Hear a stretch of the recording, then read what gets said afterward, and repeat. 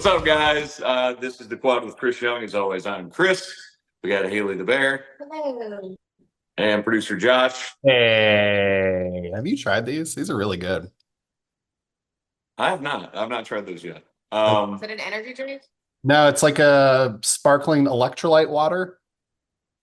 Okay. No sugar. Little heavy on the soda on purpose. Obviously, this is a very different episode of the podcast. Ryan is in the middle of work. I had my flight canceled right before the encore of my last show. So if he jumps on, we'll make him do the poll just to harass him a little bit. But we're hoping we see him for just a minute. We don't know. This has kind of been that sort of week. The last show that I played, we'll start with music, obviously. Mm-hmm. The last show that I played, let me ask you this question, Josh.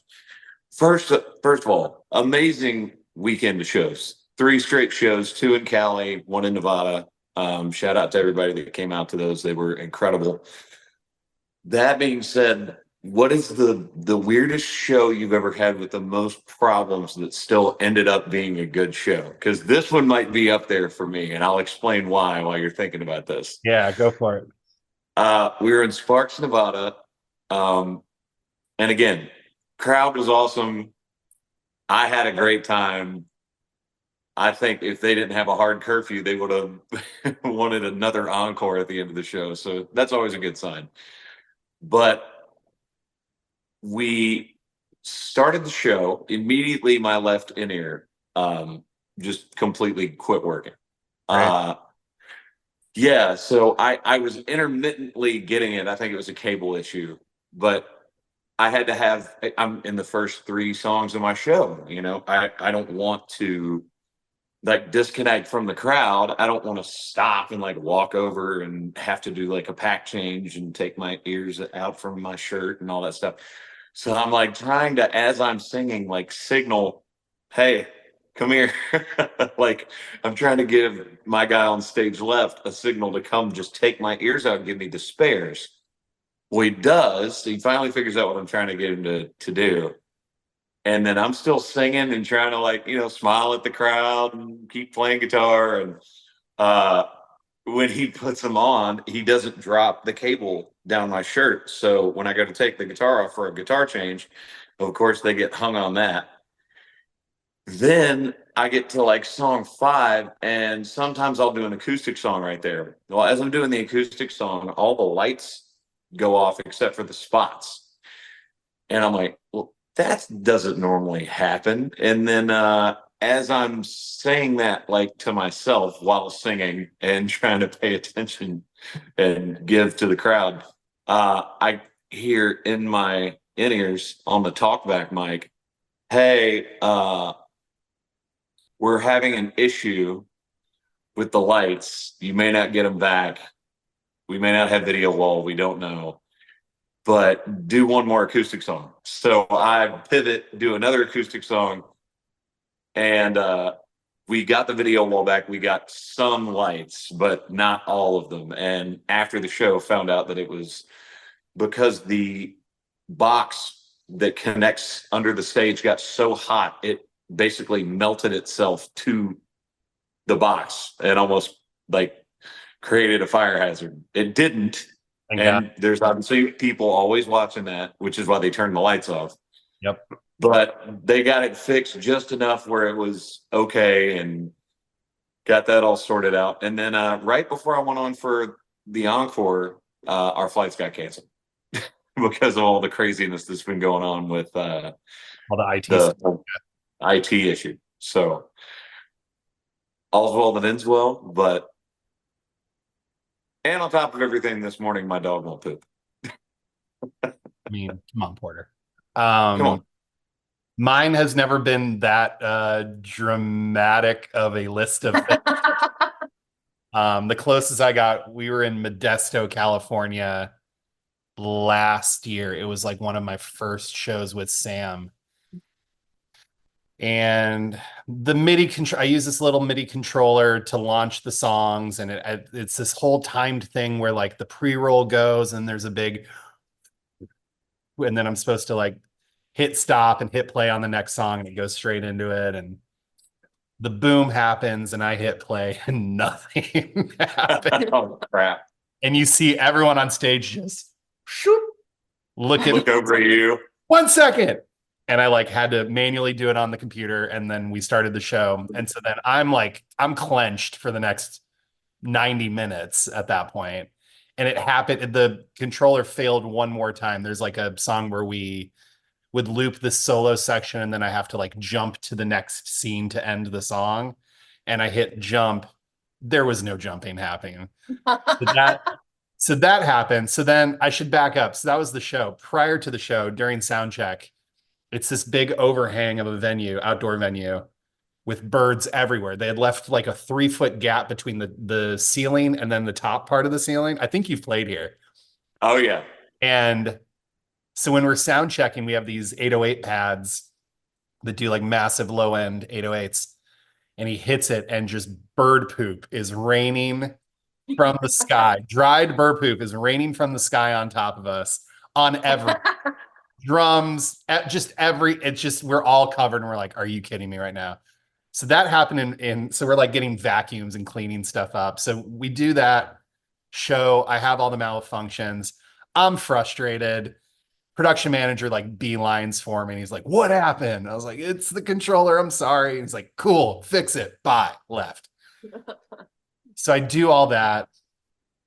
And I'm just like, ugh. And I throw the lids on my cases and just like pack up my stuff. It's the last one of the run. We'll meet the truck back in Nashville 5 days later. And the cherry on top of this whole thing was I get back to Nashville, the cases show up, and I take the back case off. And 2 birds decided to climb into the playback rig. I remember you telling us about this before on a previous podcast. Yeah, and they died, but not before pooping on every piece of gear that I had and then dying. So I had to clear the dead birds out of my case. Oh. And then get disinfectant, get gloves, because like birds carry all sorts of viruses and stuff. So I know I would have been like, I'm just going to toss this. no, it's like an $80,000 playback rig. So so yeah, I just had to like hand clean because this is my responsibility. This is my rig. I had to Get hand some tips and get in the crevices. I mean, truly, I was pulling stuff out of racks and wiping it down with like both disinfectant and then you have like and not to like play the one up you game. I forgot there was wind, so the start of the show got delayed, and we had a hard curfew. Great. So it's just blowing stuff around. It was a good day. It was a good day. This is all the things we go through so that seemingly people can just have a good time for an hour and a half. You know what I mean? I'm just glad everybody seemed like they had a good time. So that's the win. Yeah. We figured out the rest of it, you know. And everybody all weekend sang the crap out of Young Love on Saturday nights. So I'll take that done. I'll take that. Where is that, speaking of? I don't know. Oh. We haven't gotten an update yet. And I wasn't really concerned about getting an update while trying to make sure all my people can get home. So yeah. Let's do What Are You Listening To? Josh, you got one for this week? Yeah, because of the movie for this week, I am choosing Luke Combs' Ain't No Love in Oklahoma. Although there is a wonderful Lainey Wilson song on the soundtrack as well, but the soundtrack rips, the movie rips. We'll get to that in a second, but yeah, Luke Combs. All right, Bear. I'm going with the classic, as classic as you can get. T-Pain, Buy You a Drink. Never gets old. I don't care how many times you hear it. I Old don't. jam. I don't. It's I a don't classic. know that people would call that a classic. Oh, it's a classic. Thank you. Okay. I love the song. I'm not saying anything negative about the song. I'm just saying, when you Classic, say something- Chris. A classic. Stairway to Heaven, Buy You a Drink. Oh my god. Okay. I'm gonna go with a random one. Bubbly by Colby Kelly. Oh. I got to be honest, didn't see that one coming. Yeah, yeah, Okay. yeah. Just got to throw a random one. Got to throw you a curveball every now and then, Josh. No, just when I think I know a guy, just when I think I know. All right, let's go to sports. Sports. You did great job. But you won't do the hot take anymore. So Hot it's take hurts, dog. Come on. We have more years of me not doing it than me doing it now. So like it's fine. We're good. Check the tape. Check the I tape. don't know. I don't know. Like episode 119 or something like that was when I stopped doing it. Okay. I hate to start on a bad note. It's not that now my take is simmering cold on Bronny James. I have to walk this one back a little bit. You know what I mean? No, I don't. I still don't think he's going to be amazing. I mean, I think he's they started averaging like going what, easy. 4 points? Say that again. He's averaging like 4 points. He averaged 4 points in the first 2 games and then 14 in the second 2. And then they benched him for So when you average that out, it's less than 10. 30 and 38 divided by 4. I mean, he's yeah. Yeah. It's like 7. He still ain't gonna be Uh, crap. Wait. Let me let me give my take before you start trying to jump on it. I don't think I'm wrong. I think he is a attention grab and a cash grab. That being said, the guy picked before him isn't averaging that much more. And the guy picked directly after him is hurt. Mm-hmm.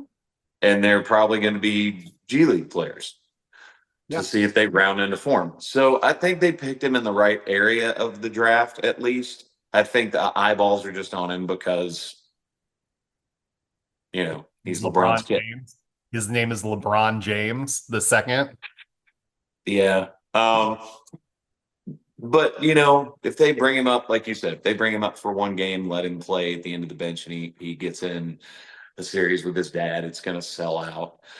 No matter where they are, they can pick any random game day that's not selling well and be like, look, ta-da. But I still don't think he's going to average 14. I think those 2 games are an aberration. I think he's more likely the 4 or 5 points a game guy. I don't think he's going to be a high volume scorer in the NBA, if that is what you're trying to allude to. That being said, he's one of those guys that like does a lot of things, right? Like it would be if he makes it onto the active roster, I could see him having like 6 points, right? Goes like 2 for 3 from 3, 2 steals, 4 boards, 2 blocks, like not incredible, but just kind of doing a lot of stuff. He's a good passer. He's got good vision. He's got some good instincts. He's big for like the guard position. So I don't know. I don't think he's going to be a superstar. I don't think we're just going to have another 20-year reign of another LeBron James by any imagination. Bryce, on the other, I would say the younger kid actually. Bryce is coming, dog. Just wait. If you think that I was intolerable when the Bronny stuff was happening, I'm all in on Bryce. Bryce got it. And it's okay to be intolerable, but you got to be good to be intolerable. So if Bryce is good as you think he's going to be, then that's fine. Bryce. It's Bryce. Okay. Somebody said Bryson the other day. I was like, have I been calling him by the wrong name this whole time? Bryce. Yeah. Bryce is coming. I'm putting it out there. But I think Bronny is not a bust. He's just not LeBron James. However, and we haven't seen him play against the real players. Well, they are real players. Are real players. But we haven't seen him in an NBA game. For sure. But it should be noted, Lakers crushed their pick, grabbing Tennessee's Dalton Connect with the 17 pick, because that Yes. dude can ball. And I love that he took the number 4, so now he's Connect 4. Like, it's a perfect, like, these things write themselves, you guys. Like, this is so good. I already saw a photo of someone handing him a board game of Connect 4 for him to sign. I That love is that. actually I love pretty that. cool. Getting to the other league, the rookies embarrassed Team USA. They did. Like the WNBA young squad embarrassed Team USA. How do we feel Goes to about show you, even the rookies can be just as good to go on Team USA. I think they missed a golden opportunity to put a couple of them on the team. I think they missed a golden opportunity. This is definitely, you can feel the power struggle in the WNBA right now between the older veterans and this new crop of players, because the new rookies are like, nah, this is our league. We're here. We are here now. And they're not wrong. Like, all of them are of an incredibly important piece of growing this league over the long term.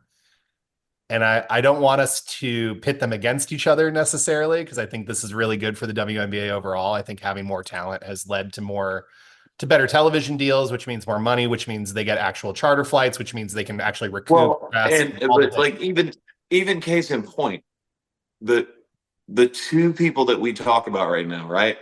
Caitlin Clark, Angel Reese. They're both phenomenal players. I don't believe in the double streak, because if you watch some of Angel Reese's rebounds, she's getting her own rebounds off of like really bad shots that she misses. If you miss 4 bunnies and you get your own rebound, that should count as 1, not 4. And I'm sorry, Yeah. all you want, but like, that's crap. No, Yeah, I agree with you. But she also is relentless underneath the basket. Hmm? So that you can't take away that she's a great player. No. I think Caitlin Clark is the better player. A lot of people on the internet have made it a very annoying conversation back and forth about why they think certain people like a certain player, and I'm just like, whatever. I think they're both great, and they showed that in the game. Now, I don't want to butcher her name because I haven't heard her brought up, but what's the name of the girl that had Erica. like 32 Erica. in the second Yeah. half? Erica, yeah. Dude, She's insane. why aren't we talking about her too? She's one, like, yeah, she's ridiculous. It was amazing. 0 points in the first half, 32 in the second half. Yep. She just caught fire. She could not miss. Well, I also know as I love that you went with her first name. You didn't even attempt. I'm not touching that thing. No way. so the thing with now Team USA is, do they go over there and are they totally just checked out? Or are they like, damn, we got dog walked and we look like crap, and are they gonna try and prove that they're worth the team over there? Where do we think their mindset is? Well, I don't think the rest of the world's teams are as good as the WNBA. They don't. It's not like the men's side of things. The men's game has grown so drastically that South Sudan almost kicked Team USA's ass in the men's side. And honestly, who took the last shot of the game? LeBron James.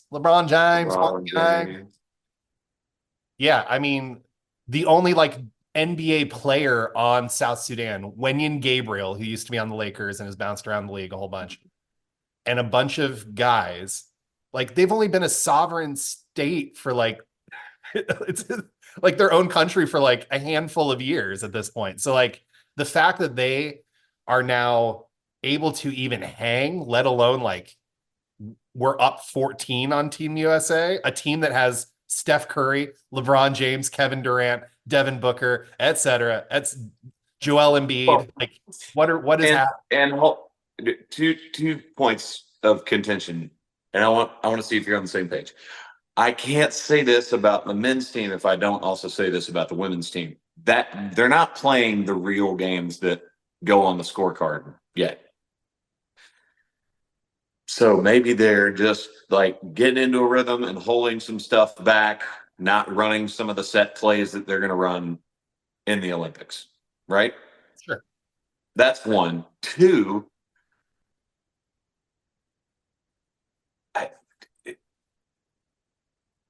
some of the players on Team USA, specifically the bigs, haven't looked great. Nope. So Good news is you still have LeBron James and Steph Curry and a 3-point line that's 3 feet shorter than the normal NBA line. So like, I think it's going to be okay. And you're right. They are probably playing. They were like, oh, it's South Sudan, whatever. Like, even if they get up a little bit, like, we're going to be fine, which they are correct. They were able to pull it out.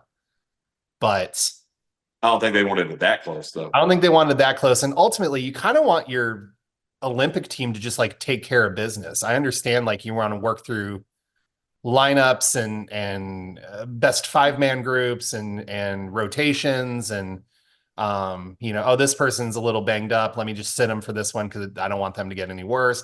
I get all that stuff, but like you also just want Team USA to like win 178 to like 44. You know what I mean? Like that's kind of you kind of want just like at some point Steph Curry hits 5 half court shots in a row and you're like, okay, cool. Game's over. You want to see the dream team. 100%. Yeah. How much do we think people are watching the Olympics right now? Well, it's not the official Olympics. This was pool play. Yeah, it hasn't started yet. Hasn't started yet. It starts next week, I believe. I mean, I don't feel, and maybe this is just, Or will be watching the Olympics, is what You know, I would say. the cord cutting that we've seen with TV, and a lot of people just stream everything now. And I mean, I don't even have a plan at my house. I use YouTube TV. So, I mean, Yeah, unfortunately, like most of the NBA stuff or the Team USA stuff is Peacock or online streaming. So you got to figure out like what you want to do. but I don't feel the same sense of like, yeah, USA that I did when I was younger. Like when Michael Phelps was competing, when Sure. everybody was just locked in to watch and see if he could break a medal record. If, a lot of that stuff, I know, like, I can name a bunch of the Olympians that people are paying attention to, and there's really cool stories behind all that. But tell me, do you feel that way too? I just don't feel like it's as much of a moment as it was in the past. Yeah, I agree with that. I think that this is another one of those casualties of social media and Twitter, to where it used to be the Olympics were like an event, right? That you couldn't see these people training all year. You couldn't see, it was just like, oh, who's this guy? Oh, Michael Phelps, this guy's awesome. And you had to watch TV in order to do this. Now We have an overconsumption of it. yeah, we have an overconsumption of everything. And so those same highlights get pushed to you via Twitter, via TikTok, via Instagram, via Facebook, via Snapchat, whatever it is, all the time, to where nothing feels special anymore. This was sort of like, this is the problem with content creation, if you want to like put it in those quotations, like when everyone is creating content, the value of content diminishes on its importance, regardless if it's inherently important or not. Yeah. All right. Well, I don't want to make us sound too old by going. I'm super patriotic. I love 4th of July. I love this country. I love like Same. I'm actually wearing my 4th of July shirt right now. Yeah, exactly. So like, it's not an indictment of the temperature of the country as far as like, do we care about where we stand in all of this? It's just when it comes to sports in particular, I have 5 different 24-hour sites that send me updates all the time. Like, what do I need to watch the Olympics for? Yeah. All right. Well, let's go to movies. I did not see this. I did not see this either, mainly because of all of the craziness that I had this weekend. And I already told you, I'll wait. I don't need to see this in theaters. And look, it may be awesome, okay? And I'm not taking anything away from the actors. I would have loved another tornado chasing movie. But not following the footsteps of the original Twister. I understand your gripe. I get No, it. it's not a gripe. It's not a gripe. This is just a personal thing. This is one of my favorite. Let's put it in the column of Classic. no, like I have disaster to movies, repeat. like disaster movies, Sure. right? Yeah. Like this is Day one After of my Tomorrow. favorites. Yeah, The absolutely. original Twister. Yeah, this is one of my favorites. This is personal to me. It doesn't have to be that way for everybody else in the world. I'm sure it's a fantastic movie. I will watch it at some point, like on the bus or when it comes out on a streaming platform. I may stream it one night just to watch it. But my level of hype for this is not what everyone else's is because I love the first one so much. And just to me personally, it's untouchable. I You can think it's corny, but I mean, even talking about the people that were in it, like having Bill Paxton and Philip Seymour Hoffman and all these people that unfortunately are gone now, that I just loved their performances in the movie and I liked the idea of it. I feel like they just copy and pasted this with a younger cast. Now, I'm very interested to hear your take on it because obviously I didn't watch it and I'm not diminishing their performances or their level of acting ability or anything. I'm not saying anything negative about this movie. I'm saying for me, I just kind of went, nothing's going to replace the first one. Do you want to do your rundown then? Yeah, I'm going to do it. I had to get that out because people are going to see it as me bashing the movie that I haven't watched.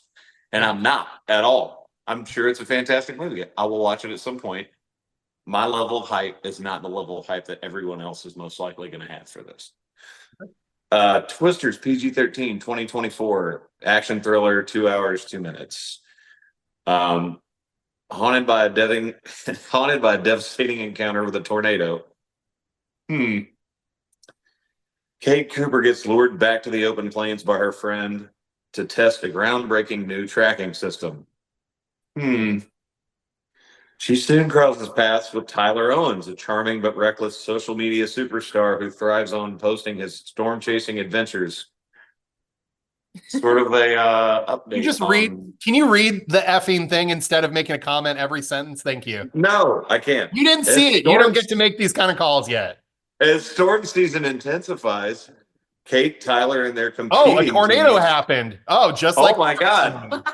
Find themselves in a fight for their lives as multiple systems converge over central Oklahoma. Oh my God. How could it possibly be the same? Unbelievable. Are you done? Yeah. Wait, what was the rating?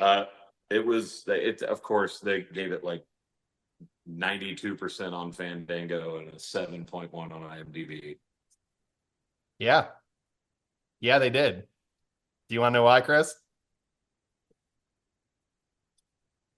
You think the movie's great? This movie is awesome. And this is coming from someone that absolutely is in the same boat with you. I loved the original Twister. I think it's an untouchable, unassailable movie. Even with all the corny jokes in Twister, like, we're going in, and all of those moments. It's from 96, man. I love that movie, dog. I ride hard for Twister. I always have. I always will. It's probably, if I had to like really rate it, it would be in my top 10 movies of all time. Truly. I love Twister.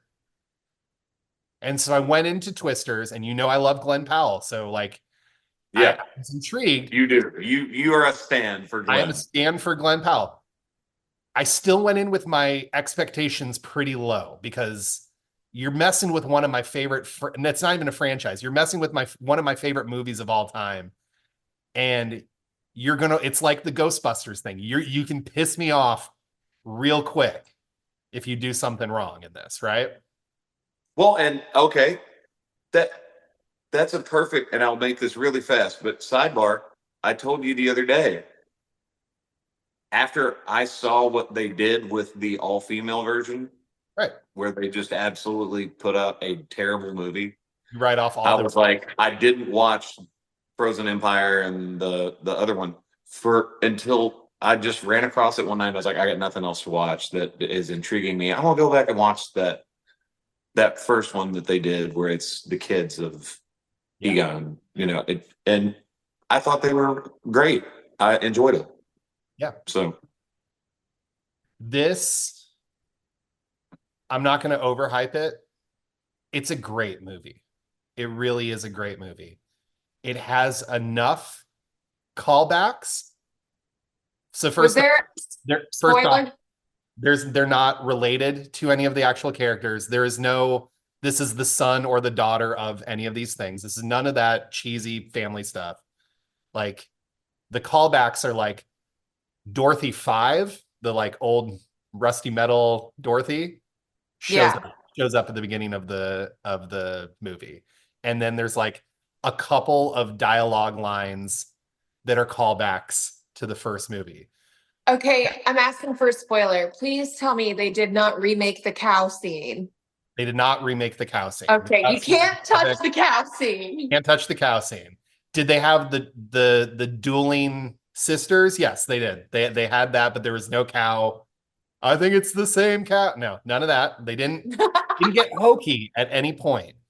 To your credit, Chris, yes, it follows a very specific pacing, and instead of the drive-in, perhaps there was a rodeo that they went to, right? So similar stuff. There's some pipes that people hold on to when the twister comes through. There's some like little bits and pieces of things, but it was sounds like there's more than little bits and pieces, Josh, just from reading that description. No, because the whole premise of the movie is completely different than what Twister is. That someone had an encounter with a tornado, and Yes, then many they of them. decide to get into storm chasing, and they've got someone who's like really, really reckless that's in storm chasing, and then 2 systems converge, and it's a mega tornado. Sure. That's literally the plot of the first Twister. Sure. And now I'm sure that they took, and Batman Begins starts with Bruce Wayne losing his parents, and it's still a great movie. Like, who cares? We knew it was coming. You know what I mean? Well, okay, that is a little bit different, Josh, because you're adapting a comic book where the character's story arc is always going to be the same. All I'm saying, dude, is so I would challenge you. I think that once you see this, because you'll watch it at some point, because like any Twister movie, it's going to be on TNT 24/7 for like the whole summer. And I'll watch it. And you'll watch it. And I think when I'll probably enjoy it, but when that day comes, I think that you're going to actually go, you know what? Not too bad. I will say, I saw it in IMAX last night. There is a benefit to seeing it in IMAX with all of the spatial audio and the rumbling and stuff. It does make the movie better than when you're just sitting on the couch, even if you have a great system, just sitting on the couch or watching on a laptop or on the bus or whatever. So much like how Maverick was better in IMAX, I think Twisters is better in IMAX, but it's just one man's opinion. I'm not trying to spoil anything. I think you should both go see it. I think everyone should go see this movie. It brings on a very interesting Glenn Powell conversation that at some point we need to have, which is, this dude's coming, man. He's planting his flag. Please, man crush. He's planting his flag, and he's so definitely Glee's man crush. He's so freaking likable, and I think that he would want to be friends with me. I think that's the big thing. I think that in the grand scheme of it, our senses of humor, I think he would be like, this guy. I like you. So what you're saying is I just need to hang out with Glenn Powell before you, much like I hung out with Tom Hanks. Knowing my luck, that's gonna happen regardless. So I've already come to grips with all of that. But yeah. Could not, I give it, if this is Siskel and Ebert, I give it 4 stars, 4 thumbs, 2 thumbs, 4 thumbs, whatever, however they did it, all the way up. Well, also, I know I talked about this back on like the first year we did this podcast. We actually did the Twister movie, and I know I brought it up back then. But again, like you, Josh, Twister is probably one of my top 10 favorite movies of all time. And partially because it doesn't exist anymore, but at Universal Studios, they had the Twister ride. Right. Yeah. Did Josh, did you get to experience it? It is the coolest thing. Not only that, because while you're waiting in line, they talk about the background of them making the movie and how they actually were experiencing the real Twisters coming through. But also getting to experience it almost like, it was definitely not real, obviously, but the simulation of the Twister and the sky and the smell, and then getting to actually almost experience that smell when the Nashville came through, or when the tornado came through Nashville. It's just that part, those experiences make the Twisters movie hit so close and like make me love it that much more, which is why I don't want to see this movie. Like even when it comes out on TV, I don't want to see it. See, I don't know what that. I'm not going that far. And again, I sound like I'm trying to tear it down. It's just because I love the original so much. Even if I like this movie when I finally see it, it's not one that I immediately was like, I have to go see this. I would go see this again in the theaters. That's how much I liked it. All right. I've the last speaking, I've seen movies in the theaters more than once. In the last 5 years, only twice, and it was Endgame I saw in the theaters 3 times, and then I saw American Underdog like 4 times in the theaters because we saw the screener. We saw it We twice. went to the premiere. I went with my mom. Like I couldn't get away from that movie. It was a great movie. Speaking of comic books, this is definitely not going to be for everyone, but Deadpool and Wolverine is the movie for this week. Fine. Well, we're going to give you guys 2 weeks to watch it because we have something special next week. Yep. Great. All right. No spoils. No spoilers. All right. Let's go to the hot take. Hot take. Oh, see, I'm not doing it. come on, man. Who played a role so well you could never replace that actor with another one? We're talking about role specific. Sure. And since this was yours, you can go first. Okay, so I saw this and I was like, this is perfect because this role can literally never be played by anybody else whatsoever. And it is going to be Johnny Depp as Captain Jack Sparrow. There will be no one else who could ever replace that. That's a good one. Or do that role justice than Johnny Depp in Captain Jack Sparrow. Don't ever try to replace that role with anybody else. That's actually a pretty good choice. I that was not on my list when I was compiling. Yeah, I heard her do that, and I was like, man, that might be the one. Until I thought about the movie for next week, and I was like, I'm gonna have a hard time ever seeing anyone other than Hugh Jackman play Wolverine. Didn't they already cast someone new? Well, I think they tried, but then it didn't end up happening because they did, basically the Old Man Logan version where he No, I mean, like, I started think age. recently. That may be true, but I'm sorry. It's not going to be anyone better. It's still not going to be better than Hugh Jackman in this role. And that's why Ryan Reynolds wanted to use him in Deadpool and Wolverine. Sure. Who did I see? It must have been a fake Twitter something that I read because I can't find it anywhere. I hate sometimes. Where they make like the fake trailer. Yeah, or like fake NBA trades from Adrian Wojnarowski, and I'm like, oh my God, oh, dang it, they got me. I got tricked. Yeah. Let that be a lesson to you folks. If it doesn't have a blue check mark next to it, it's not the correct account. And so do not pay attention or listen to them. And if it's on X, people can buy blue check marks. Correct. So even then, just assume no one is talking to you ever. Okay. If you look and it's got 1,000 followers, it's not me. Right. So, well, I can't believe this one's still on the board. I almost want to take two. Can I take Ryan's also? Just so we have. No. Let's just do 50% chance. Yeah, I was gonna say. I mean, I can't believe Heath Ledger as the Joker is still on the board right now. But other people played him pretty well. I would Pretty say well. this. Hold on. Jack's version in the Keaton movies.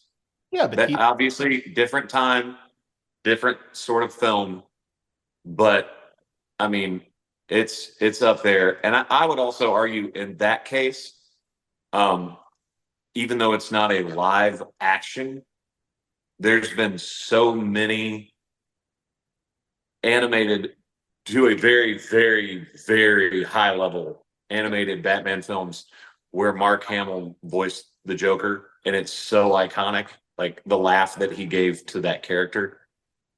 No one's ever topped his laugh as the Joker. So I see where you're going. That is the best performance that I've seen is Heath Ledger's. But I can see other people doing a different interpretation. Although let's exclude Jared Leto, because but that's terrible. that doesn't make any sense, because then I could say, well, if someone else is Jack Sparrow, I can see them doing a different Jack Sparrow. It would never be a Jackson. What we're talking about is indelible. When you think of that character, there's only one of them. It's like if they recast the Wolverine, I would be like, no, that's Hugh Jackman. That's his part. Then may I adjust mine if we're going to use that as the bellwether? Yeah. okay. Go ahead. Then I'm going to take Jesse Eisenberg as Mark Zuckerberg in The Social Network.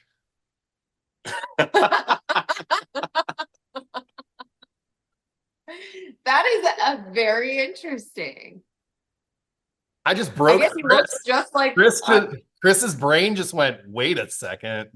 Hang on. And that's only one appearance. That's one film. But I can see that. I just don't know who else would play Zuckerberg in that same sort of where like you pull for him and you hate him and you acknowledge that he's smarter than you, but you kind of think he's a dick, like the whole thing. You know what I mean? Yeah. Okay. I would have never thought of that. I like that.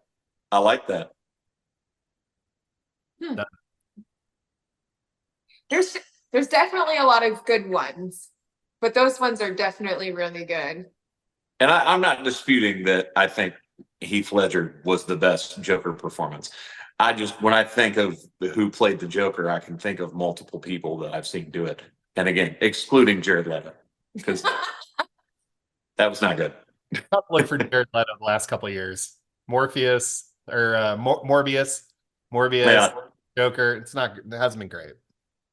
Yikes. The band is great. 30 seconds. Band's awesome. Crushing.